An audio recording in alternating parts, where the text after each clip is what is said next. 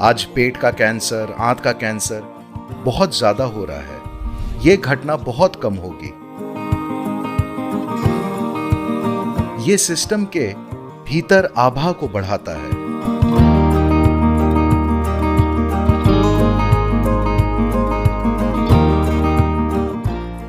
जोधपुर से सोनिया कहती हैं कि पारंपरिक रूप से घी हमारे भोजन का एक अभिन्न अंग रहा है, पर हमारी सुस्त जीवन शैली को देखते हुए क्या इसे हमारे भोजन में शामिल करना समझदारी है या हमें इसे छोड़ देना चाहिए? अब घी में कई उपयोगी चीजें हैं। वो जोधपुर से आती हैं, जो वास्तव में रेतीली भूमि है।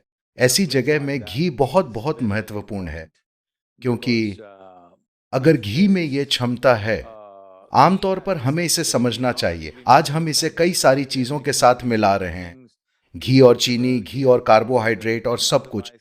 आमतौर पर पारंपरिक रूप से घी को पहले निवाले के रूप में खाया जाता था। विचार ये है कि वे जोधपुर से आती हैं और अगर वे दाल बाटी खाती हैं, Well, it's soaked in ghee. घी में डूबी हुई इस दाल बाटी को आप घी के अलावा और किसी तरीके से नहीं खा सकते। इसे घी में सराबोर करना होता है, क्योंकि अनाज का रूखापन ही इतना है कि घी के बिना उस चीज का शरीर से गुजरना बहुत मुश्किल है।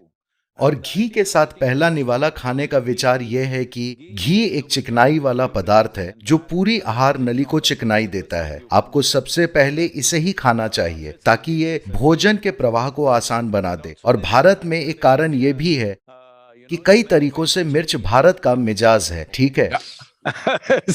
तो खास तौर से राजस्थान में मिर्च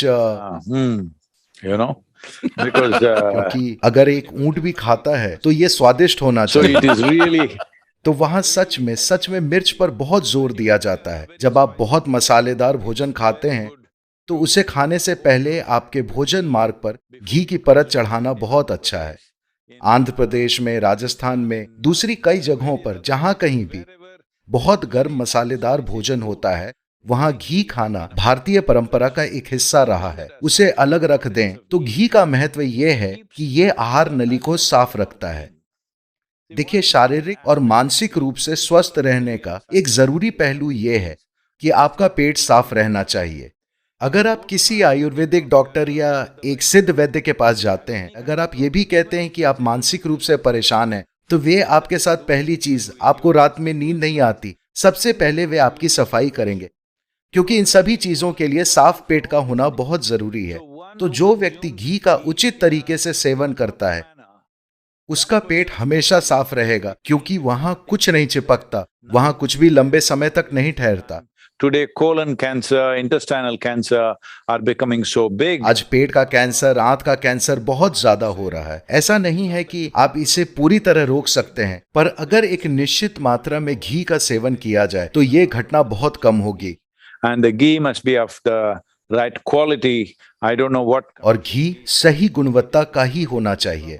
मुझे नहीं पता आज लोग कौन सा व्यावसायिक घी खा रहे हैं, पर अगर इसे उचित तरीके से गाय या भैंस के दूध से बनाया जाए तो इसके कई महत्वपूर्ण फायदे हैं। एक खास फायदा है कि आप कह रहे हैं कि ये एक आयुर्वेदिक सम्मेलन है। मेरे ख्याल से मैं ऐसा कहने की स्वतंत्रता ले सकता हूं। ये सिस्टम के भीतर आभा को बढ़ाता है। कोशिकीय आभा ऊंची उठेगी And you will have और आपका सिस्टम ज्यादा जीवंत हो उठेगा, जो कि लोगों के साथ आपके व्यवहार में प्रकट होगा। ये सिर्फ घी खाने की वजह से नहीं है। अगर आप घी और कार्बोहाइड्रेट, घी और चीनी एक साथ खाते हैं तो ये फैट के रूप में जम जाता है। पर अगर आप सिर्फ घी खाते हैं या भोजन के पहले निवाले के साथ थोड़ा घी खाते हैं तो ये चिकनाई के रूप में ज्यादा काम करता है। जब घी अकेला शरीर में जाता है तो उसे पचाने की शरीर की क्षमता बहुत कम हो जाती है, पर जब ये किसी चीज के साथ मिलकर शरीर में जाता है तो ये फैट इकट्ठा करता है। तो सुस्त जीवन के लिए आपके सवाल में सुस्त जीवन का मुद्दा था, जो तभी होता है जब आप उसे चीनी और कार्बोहाइड्रेट के साथ मिलाते हैं, वरना घी आपको किसी भी तरह मोटा नहीं करता। ये आहार नली में एक चिकनाई वाले पदार्थ के रूप में ज्यादा काम करता है।